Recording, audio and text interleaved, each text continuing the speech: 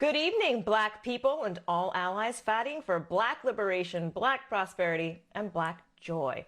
I'm Nayyera Haq, sitting in for Charles Blow. Welcome to Prime. Now, on this first day of Black History Month, Brian Flores, the former head coach of the Miami Dolphins, previously one of only 3 Black head coaches in the NFL, dropped a bomb on the league today. Flores filed a class action lawsuit calling the league a plantation that uses racist hiring practices. Brian Flores was fired from the Dolphins last month despite bringing that team back from life support. We see what happens in the field, but he is now peeling back the layers behind what really goes on in corporate offices. Flores released text messages between himself and his former boss, that's the New England Patriots head coach Bill Belichick. Now, Belichick appeared to have mistakenly texted the wrong Brian to congratulate him on landing a position. He meant to text Brian Daboll, the former Buffalo Bills offensive coordinator who is white. Instead, here's what he said. He said, I think they are naming Daboll. I'm sorry about that. Now, just on Friday, the Giants announced the position would indeed go to Daboll. Now, Flores claimed in the suit the interview was a sham and was intended only to appease the league's Rooney Rule. It's an NFL policy mandating teams look at minority candidates for head coaching jobs. The lawsuit also alleges discrimination going beyond the Giants and extending to the league's hiring practices at large, impacting Black players and other officials interviewing for jobs such as head coaches, coordinators, and general managers. Quote, its 32 owners, none of whom are Black, profit substantially from the labor of NFL players. 70% are Black. The owners watch the games from atop NFL stadiums in their luxury boxes, while their majority Black workforce puts their bodies on the line every Sunday, taking vicious hits and suffering debilitating injuries to their bodies and their brains, while the NFL and its owners reap billions of dollars. Among the head coach openings so far this season, the first 4 have gone to white men: the Denver Broncos, Chicago Bears, New York Giants, and the Las Vegas Raiders. Joining me now to discuss is Terrence Moore. He's a national sports columnist for Forbes and author of the upcoming book, The Real Hank Aaron.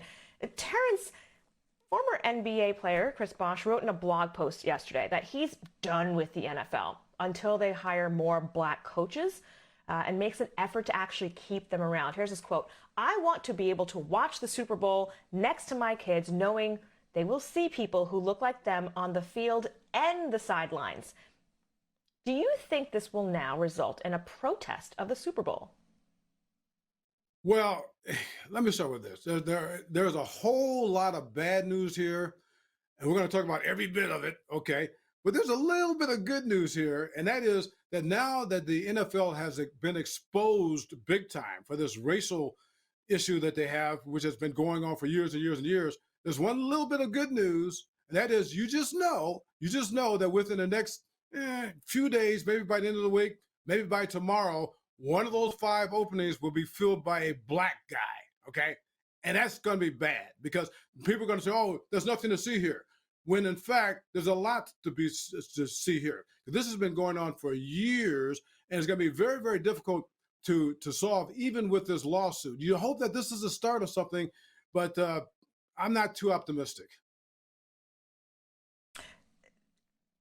The league just can't seem to get out of its own way, though, right? I mean, they had a whole social justice campaign lined up, bringing Jay-Z on board. So, how do they work their way out of this new crisis that essentially reveals the corruption in the boardrooms? Yeah, sports is a microcosm of society. I mean, this is not just an NFL problem. This is a societal problem. And I can remember 30 years ago, I was talking to the great Joe Morgan, who was a baseball Hall of Famer, and he was talking about the problem in baseball, having something very similar, not only back then, but ongoing. And he gave me the quote for the ages.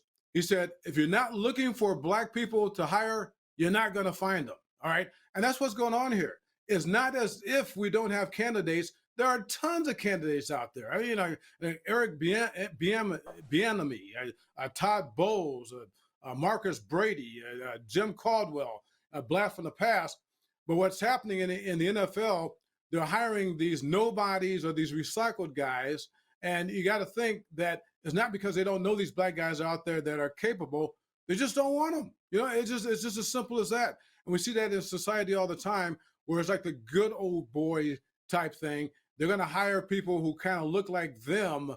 And again, that's something that's very, very hard to police.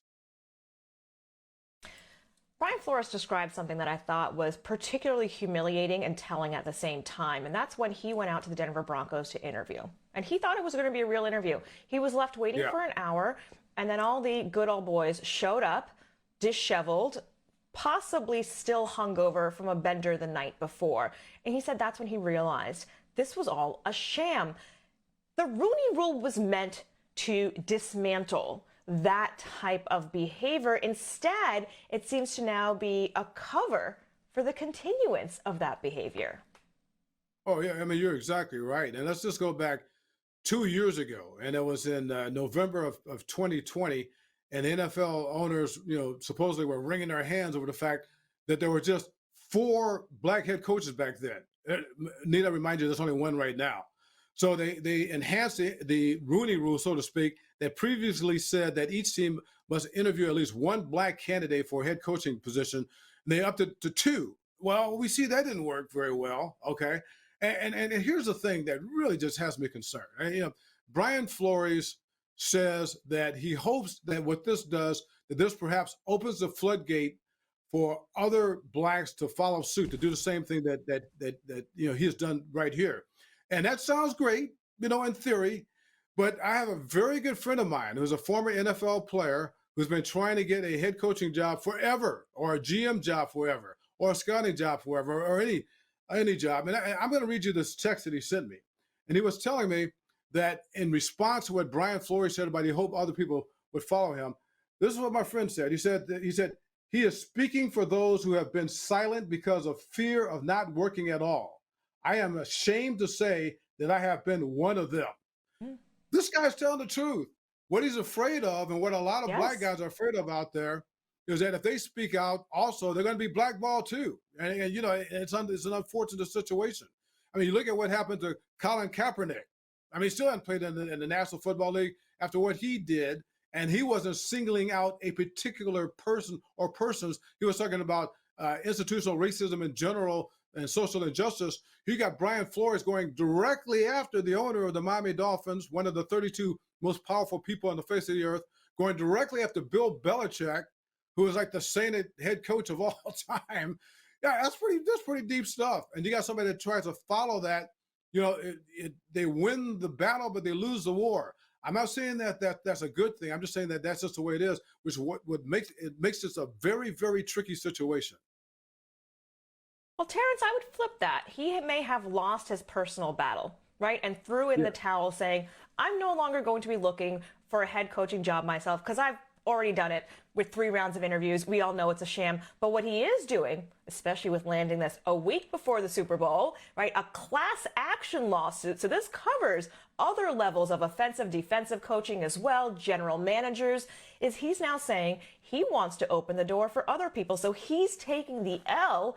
So hopefully another generation doesn't have to. Or am I being too optimistic?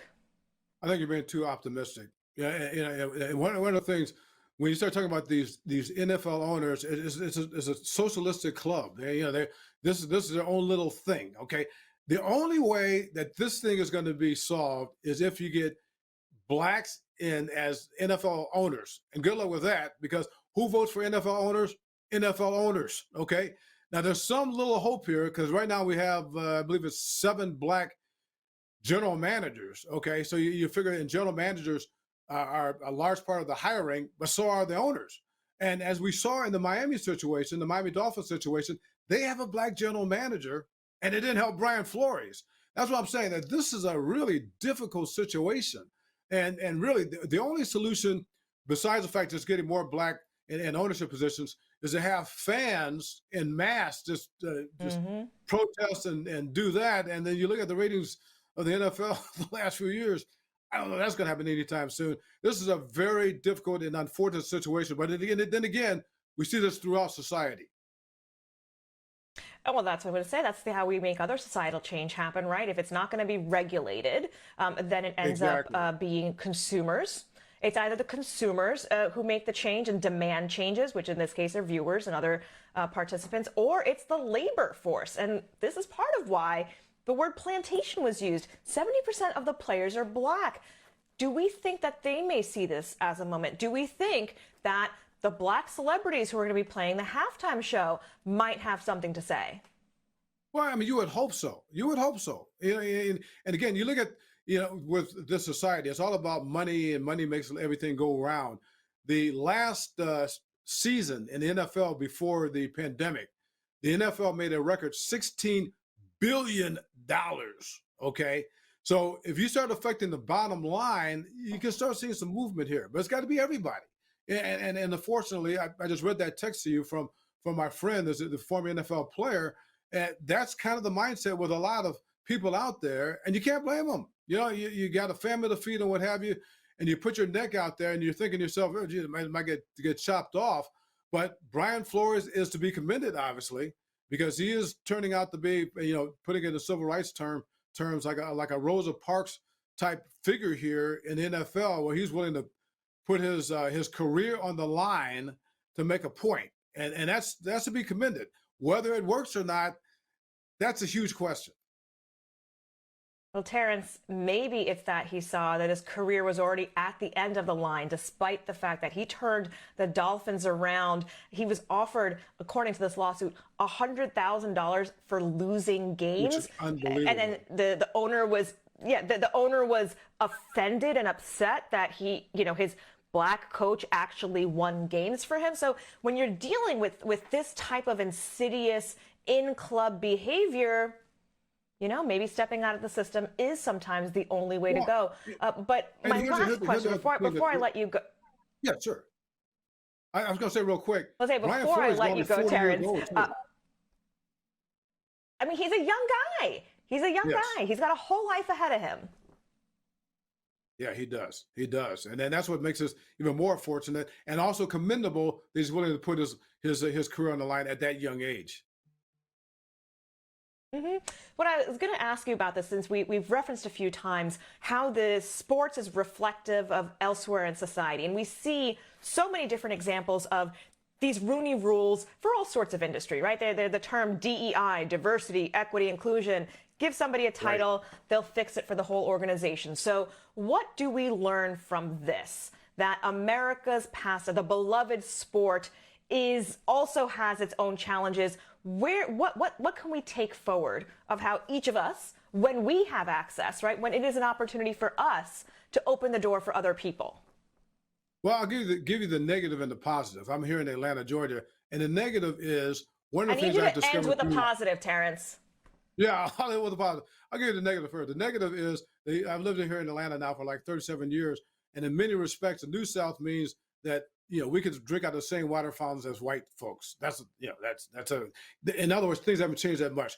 The positive is we're seeing more and more examples in athletics of guys willing to take a stand. You think of LeBron James. LeBron James was there before Colin Kaepernick speaking out.